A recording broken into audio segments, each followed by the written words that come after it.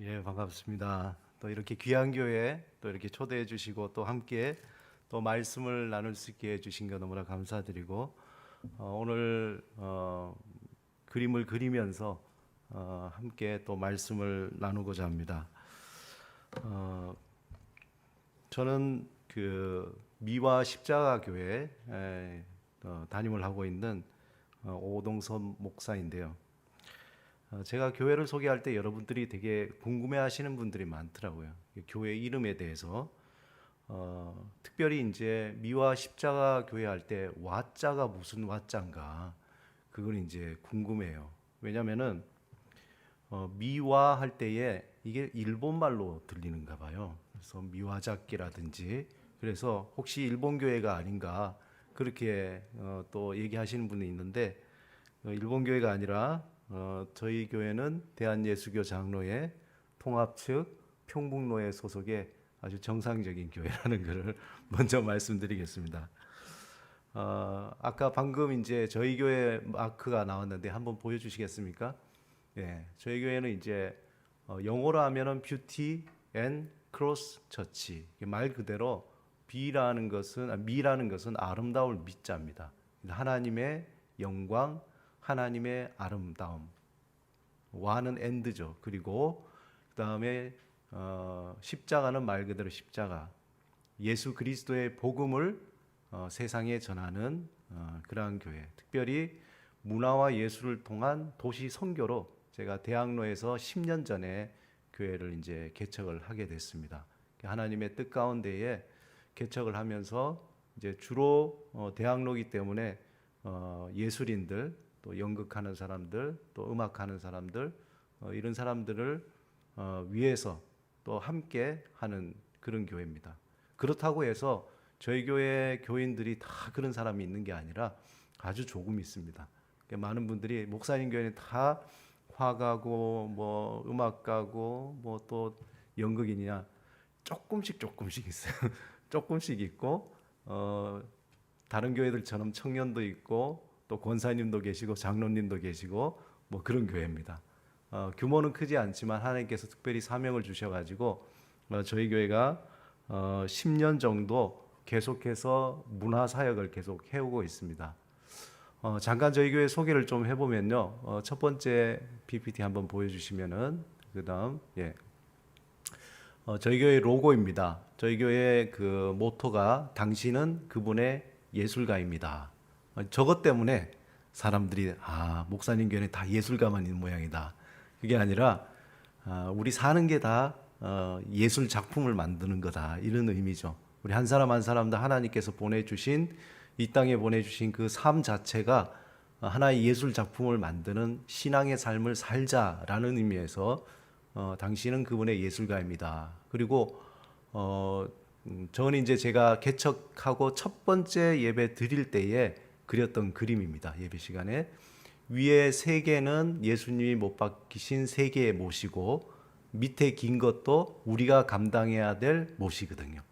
저희 교인들이 목사님 이왕이면 밑에 거 조금 짧게 하시지 이게 우리가 감당해야 할 고통이 너무 길어요. 그래가지고 약간 후회되긴 하지만 그래도 우리가 또 하나님께서 주신 그 고난에 동참한다는 의미로 십자가를 형상했습니다. 그 다음 보여주시면은 저희가 이제 대학로에서 사역할 때에 주로 이제 여러 가지 사역을 많이 했습니다. 그 중에 이제 한 가지는 뭐냐면은 저희 교회가 운영했던 영국식 티룸, 그러니까 찻집이죠.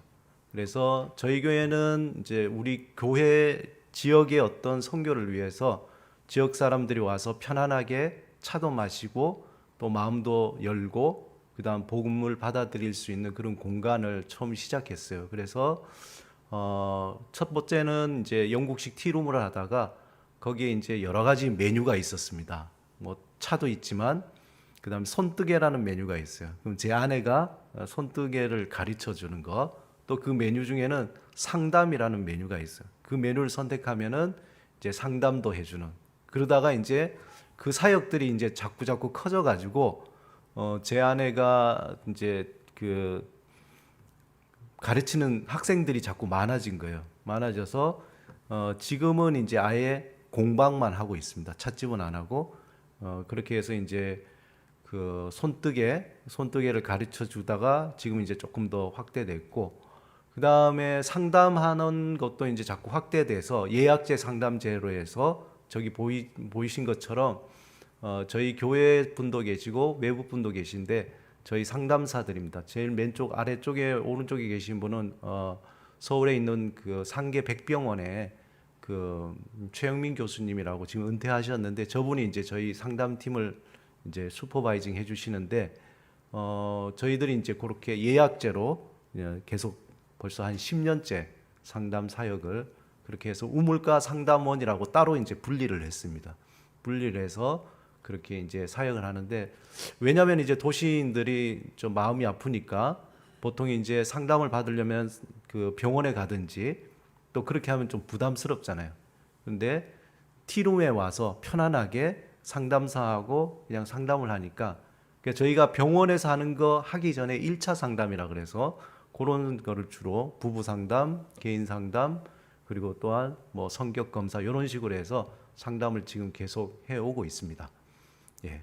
지금 이제 뭐 코로나 때문에 이제 대면은 못 하고 비대면으로 각자 이제 알아서 그렇게 가정에서 그렇게 하고 있습니다. 네, 그 다음에 보시면은 넘겨주시면은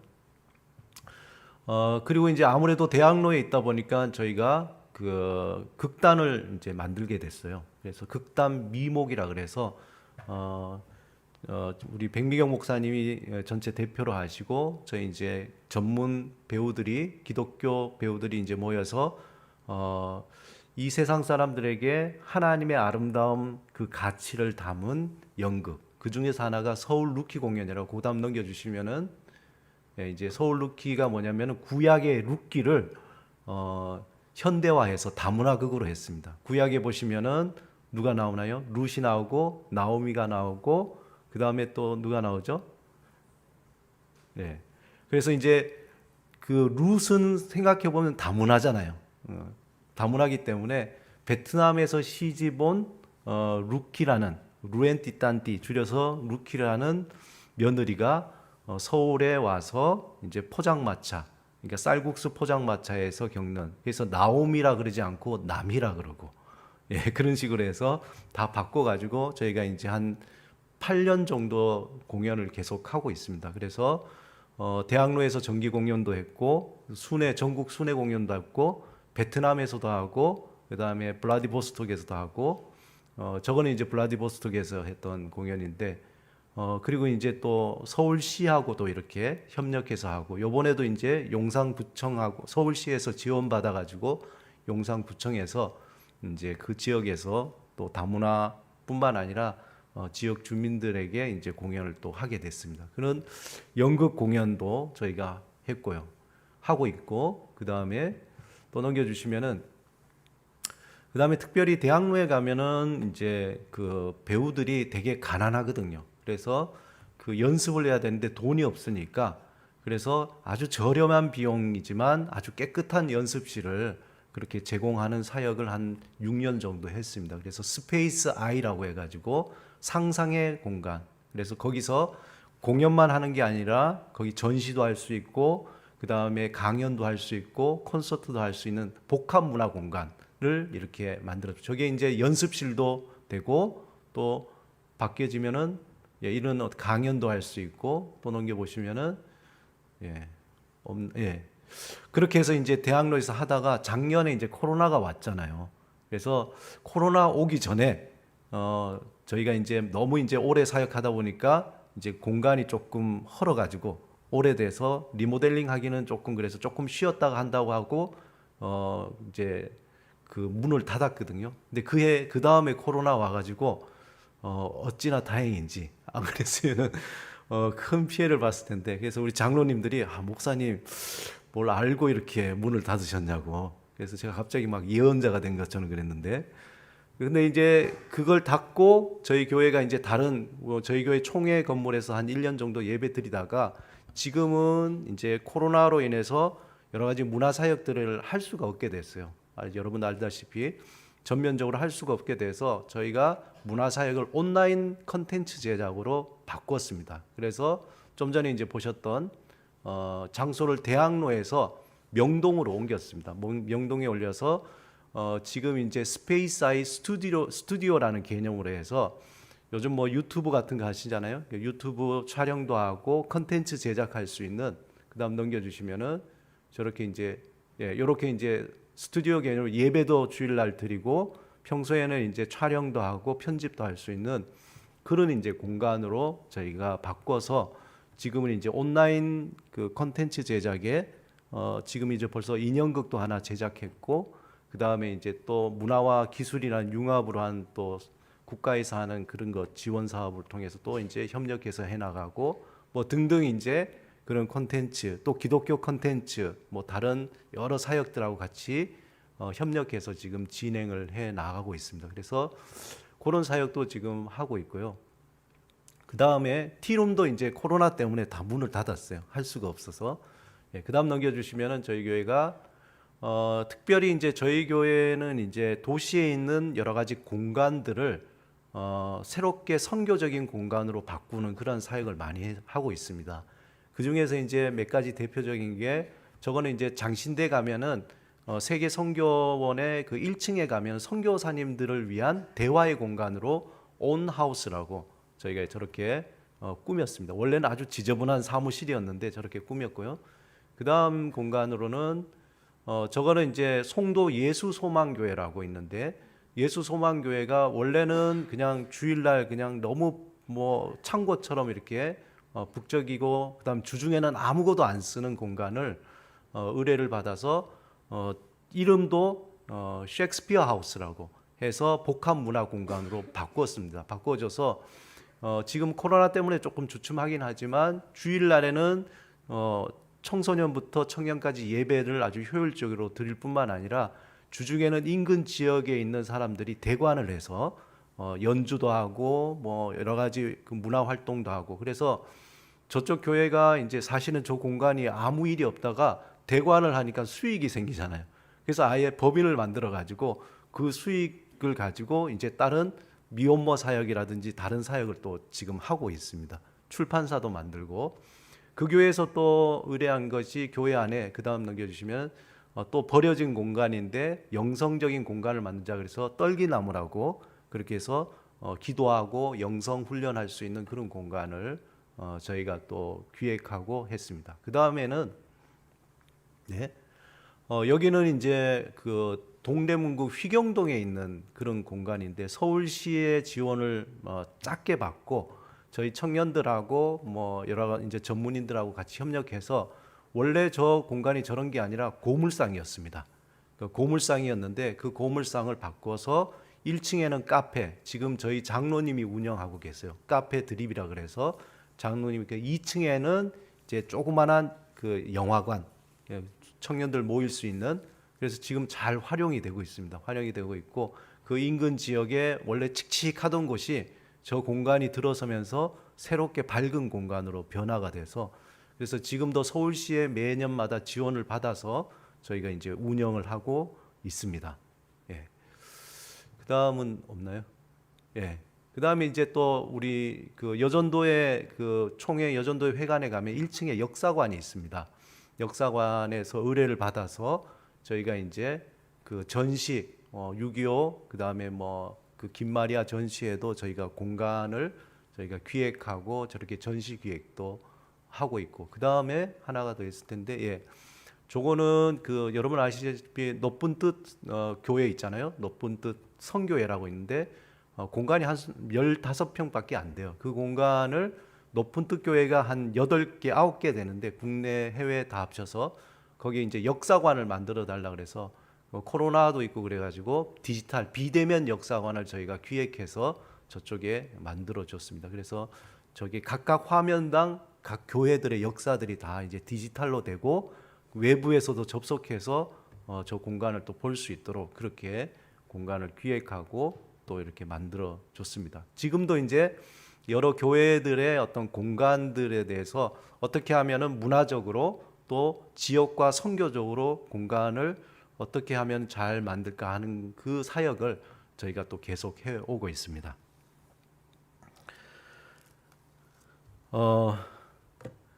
이 시간에 이제 함께 또 말씀을 나눌 텐데 잠깐 기도 한번 하고 말씀을 나누도록 하겠습니다. 하나님 아버지, 오늘도 귀한 교회에 와서 함께 또 말씀을 나누게 됩니다. 주님께서 이 시간 함께 하시고 우리에게 말씀하여 주시고 또 주의 말씀을 통해서 하나님의 아름다움을 통하여 복음을 전하는 그러한 하나님의 그 음성을 듣게 하여 주옵소서. 예수 그리스도 이름으로 기도드립니다. 아멘. 오늘 특별히 제가 이제 그림 그리면서 또 말씀을 나눈다 그랬는데 한 3번 정도 나눠서 그림을 그리는데요. 그때 이제 반주하시는 분이 조금 반주를 좀 해주시고 그렇게 해서 말씀을 이렇게 나누도록 하겠습니다.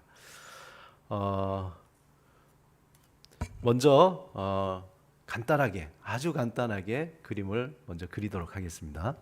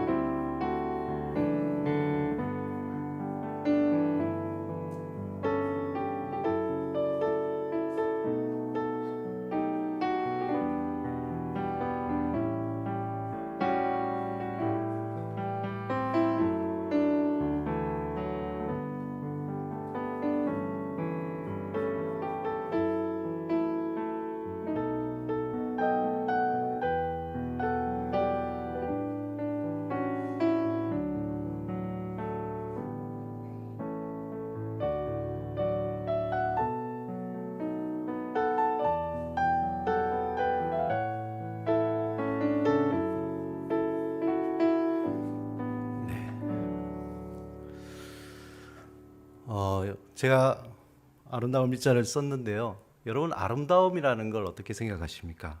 여러분, 아름다움이라는 말을 들을 때에 어떤 이미지가 여러분 떠올리십니까? 잠시 한번 눈을 한번 감아 보실까요? 눈을 감고 아름답다 할 때에 여러분들이 여러분 머릿속에 떠오르는 아름다운 장면 한번 생각해 보시기 바랍니다.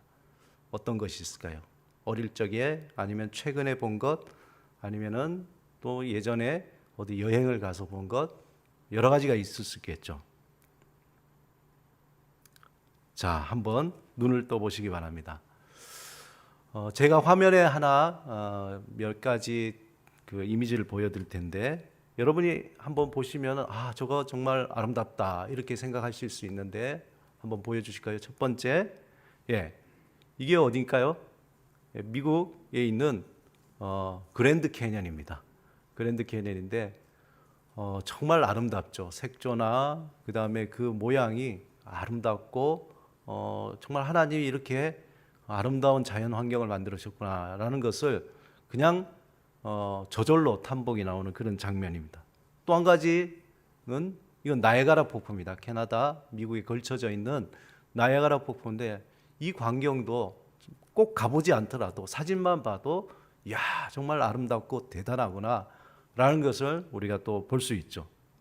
하나는 제가 꼭 가보고 싶은 데인데 이거는 스위스에 있는 마테호른, 마테호른이라는 아주 그 아름다운 산이죠. 저 산을 꼭 가고 싶은데 저희 장로님은 이제 그 하시는 일이 이제 그 등산 장비라든지 아웃도어 하시는데 여기를 이제 자주 갔다 그래요. 자주 가서 가게 이름도 마테호른입니다. 근데 저는 꼭 한번 저기를 가보고 싶다. 근데 코로나가 생겨가지고 갈 수도 없고 아주 안타까운데 저런 장면을 보면 야 정말 아름답다 이런 생각이 듭니다. 외국만 있는 것이 아니라 우리 한국도 있죠. 뭐 한국도 기가 막힌 곳이 참 많습니다. 특별히 제주도에 가면은 우리가 모든 사람들 세계인들이 다 탐복할 만한 아름다운 전경들이 있습니다. 그래서 이런 것은 꼭 가지 않더라도 가끔은 저는 이제 뭐 컴퓨터를 하다가 필요하면은 여러 가지 이제 인터넷 통해서 이런 장면들을 보면서 제 스스로가 이제 힐링이 되는 것 같아요. 뭐 스트레스도 조금 내려가고 그런 어떤 이런 장면들을 보면은 정말 하나님께서 주신 그 아름다움이 대단하구나, 놀랍다라고 말하지 않을 수 없습니다. 그런데 이 사진은 어떻습니까? 여러분들 한번 보시면은 아름답습니까? 어떤 사진일까요? 이미 인터넷을 통해서 많은 사람들에게 알려진 사진이기도 한데요. 예, 그렇죠. 바로 알아보시는데, 예, 발레리나 강수진 씨의 발입니다. 여러분 한번 상상해 보셨습니까? 그 다음 한번 보시면은, 그 다음에요? 예. 아니군요.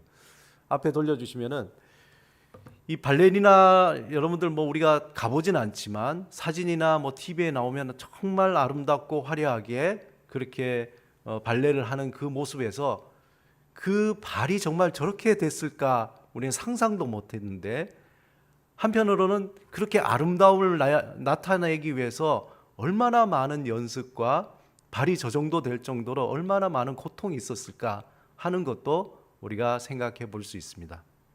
그 다음 한 가지 사진은 이거죠. 할머니의 손입니다. 연로하신 할머니의 저 손. 우리가 표면적으로 보면은 아름답지 않은 것 같아요. 주름이 있고 또 손도 많이 뭐 그 세월의 그 모습을 다 보여주는 그러한 것 같습니다. 그런데 저 손으로 손주들을 키우고 자녀들을 키우고 그리고 그들을 먹여 살리는 그 어떤 수고와 사랑, 그걸 생각할 때에 그 자녀들이 그 어머니의 손을 만지면서 아이고 엄마 손이 왜 이렇게 못생겼어 그렇게 얘기할까요? 그렇지 않거든요. 엄마 손 너무 예쁘다, 너무 아름답다. 왜요?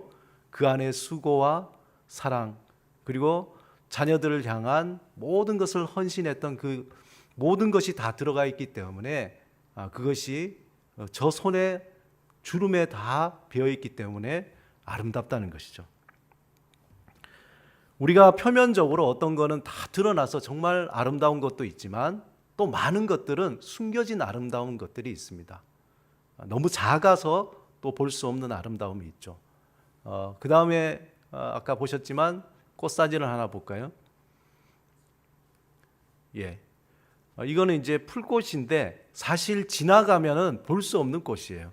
그러나 아주 자세하게 봐야 그리고 확대해서 봐야지 볼 수 있는 꽃이 바로 풀꽃입니다. 그냥 스쳐 지나가면 그것의 아름다움도 알 수도 없고 있는지도 모르는데 가만히 보고 자세히 보면은 야, 참 아름답구나라는 것을 알 수 있는 거죠. 그래서 우리가 아는 유명한 시가 있잖아요. 나태주 씨의 풀꽃이라는 시가 있는데 다 알고 계시지만 제가 한번 또 읽어보겠습니다. 나태주 씨의 풀꽃. 자세히 보아야 예쁘다. 오래 보아야 사랑스럽다. 너도 그렇다. 이런 거죠. 우리가 대부분 너무나 바쁘기 때문에 또 우리에게는 큰 것 또 너무나 대단한 것만 아름답고 좋게 보다가 정말 작고 보잘것없는 것 같았지만 그것을 자세히 보면은 참 귀하고 소중하고 아름답다라는 것을 우리가 깨닫게 됩니다.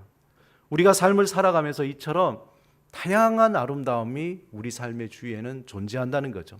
어떤 것은 드러나는 아름다움으로 또 어떤 것은 숨겨진 아름다움으로 또 어떤 것은 너무 작기에 자세히 보아야 되는 그런 아름다움으로 우리 주위에 존재하고 있습니다. 특별히 하나님의 형상인 우리는 하나님 보실 때 어떨까요? 우리 볼 때 아유 너 좀 못생겼다, 너 어떻게 그렇게 생겼니? 그러면 만드신 분이 문제죠. 그렇지 않아요? 하나님이 우리를 보실 때에 뭐라 그랬습니까? 야 정말 너 사랑스럽구나, 너는 참 잘났구나, 내가 볼 때 너는 아주 대단하다, 그렇게 보시지 않겠어요? 그래서 이 시간에 한번 여러분 손을 한번 올려 보시기 바랍니다. 가슴에 손을 대고 정말 진심으로 하나님께서 여러분에게 말씀하시는 것처럼 이렇게 한번 저를 따라서 말씀해 보시면 좋겠습니다. 나는 하나님의 가장 아름다운 걸작품이야. 아멘. 예, 그러면 세 번만 한번 해봅시다. 우리가 진심을 향해서, 나 자신을 향해서 눈을 감고 저를 따라서 한번 해봅시다. 나는 하나님의 가장 아름다운 걸작품이야. 예, 여러분 이제 감정이 안 들어가는 것 같아요. 그냥 이렇게 나는 아닌데 목사님 저는 그게 아니 걸작품이 아니라 졸작품 같아요. 저 최 집사님이 좀 걸작품 같고 또 저 김 집사가 걸작품 같은데 저는 좀 실패작 같아요.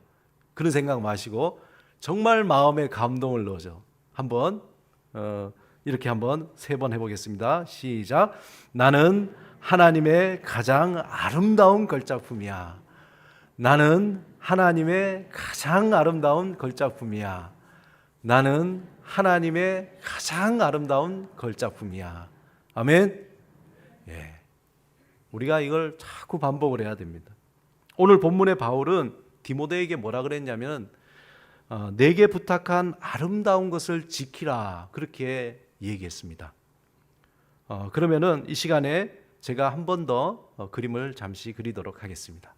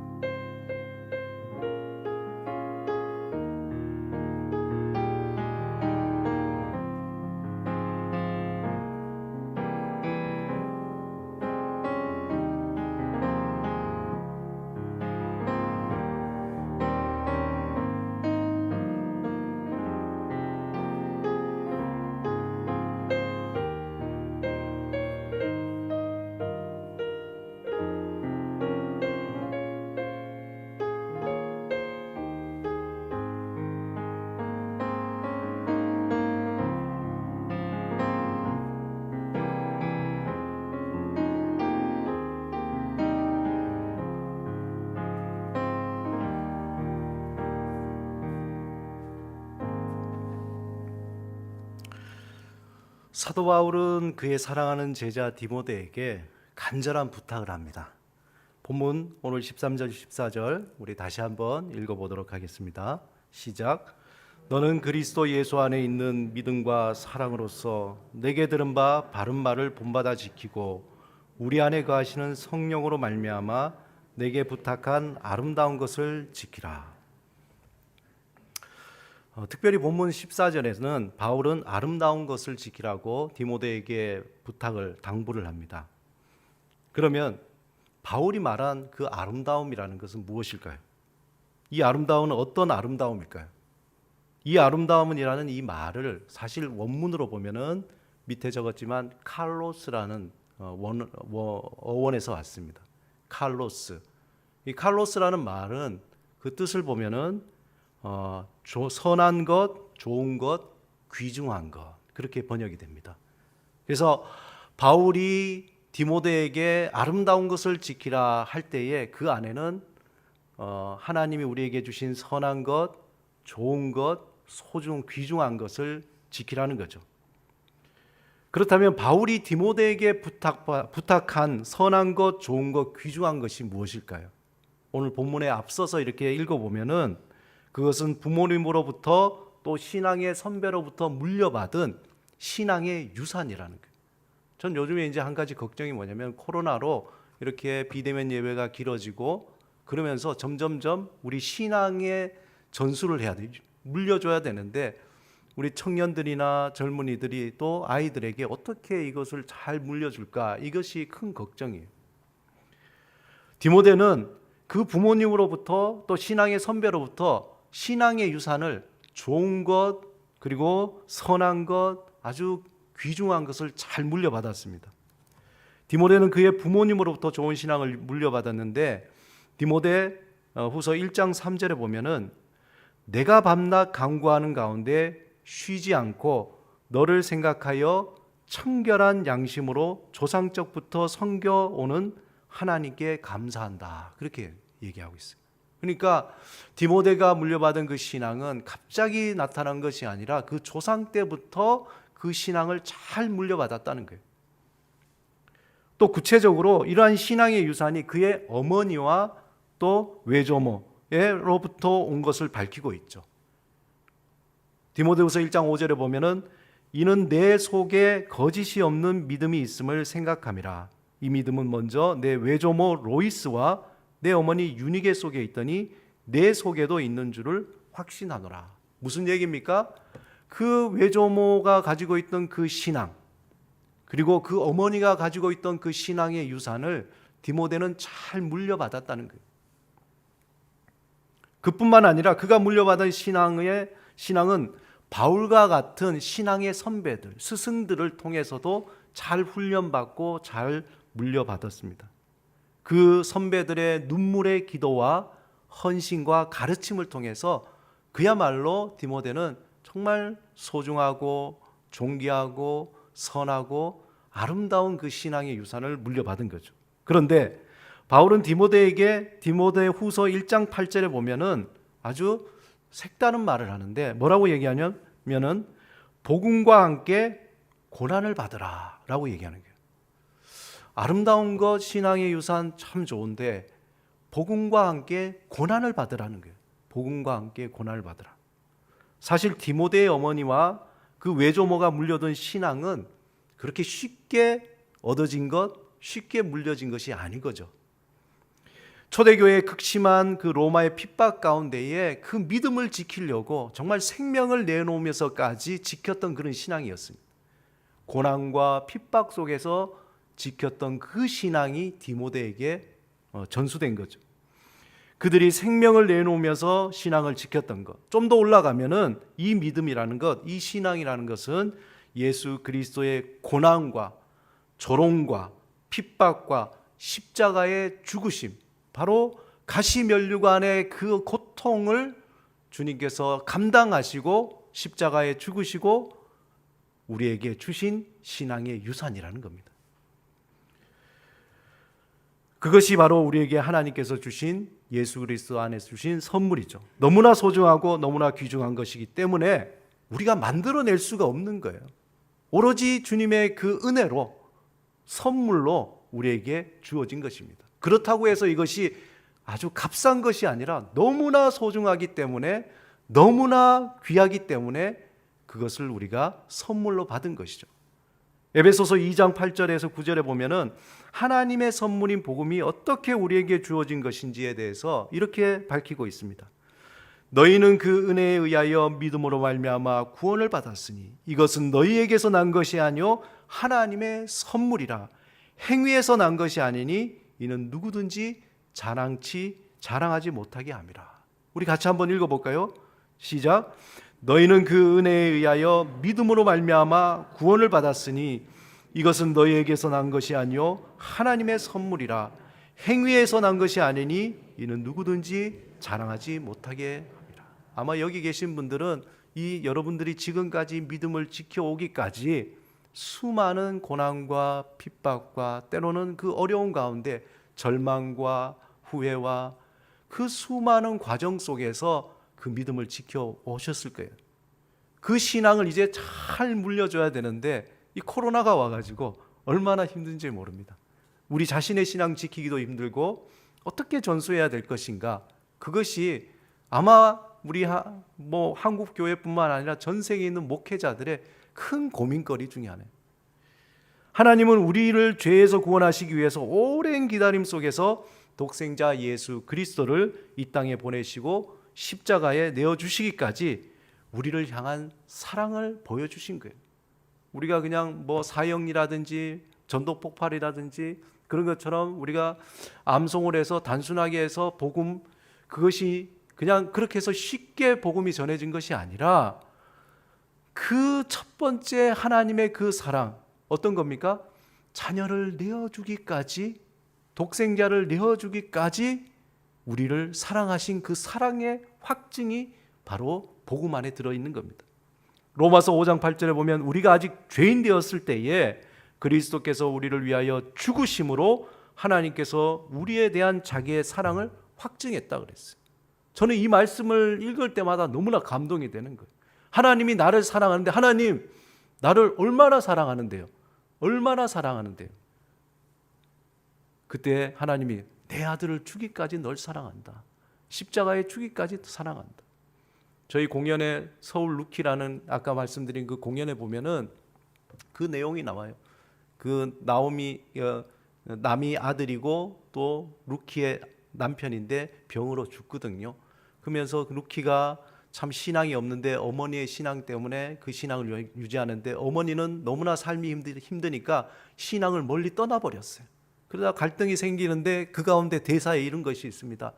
이제 막 사이가 안 좋은데 그 루키가 하는 얘기가 어머니 하나님도 그 아들을, 우리를 사랑해서 그 아들을 우리에게 주셨다는데 왜 날 이렇게 사랑하지 않습니까? 하나님의 그 사랑을 왜 회복하지 않습니까? 라는 그런 의미의 대사가 있는 거예요.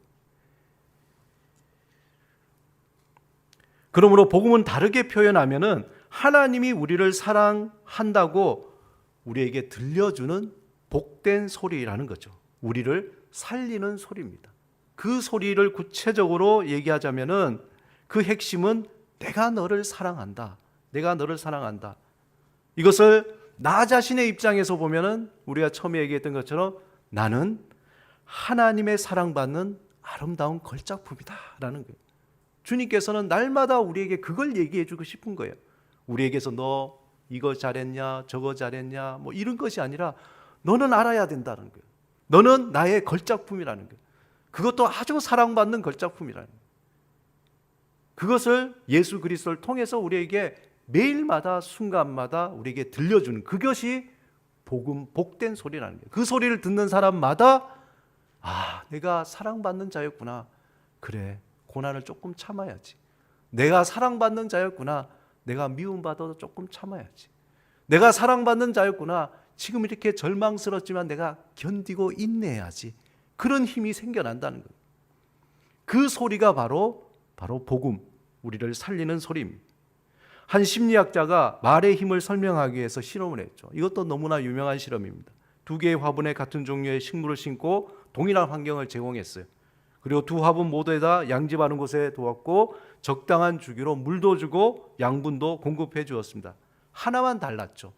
A라는 화분에는 그 실험자가 계속 너 참 좋은 말을 해주고 B라는 식물에는 그 실험자가 아주 나쁜 말을 한 거예요. A라는 화분의 식물에게 이렇게 말했어요. 넌 꼭 좋은 열매를 맺을 수 있을 거야. 넌 내가 얼마나 아름다운지 잘 모를 거야. 너 정말 근사해. 남들이 보면 정신병자라 그러겠죠. 식물에다 대놓고 그렇게 얘기하니까.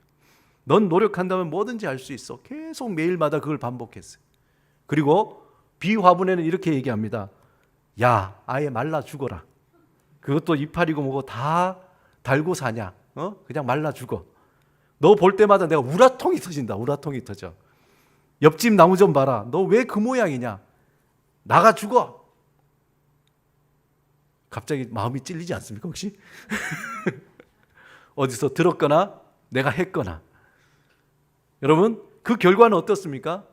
당연히 A 화분은 좋은 말을 들은 것처럼 좋은 열매를 맺고 아름답게 자랐지만 B 화분은 그 말대로 완전히 말라 죽어버린 거예요. 사탄은 우리에게 살리는 소리가 아니라 죽이는 소리로 우리를 매일마다 찾아와서 속삭이는 거예요. 야, 너 하나님의 사랑 걸작품 웃기는 소리 하지 마라.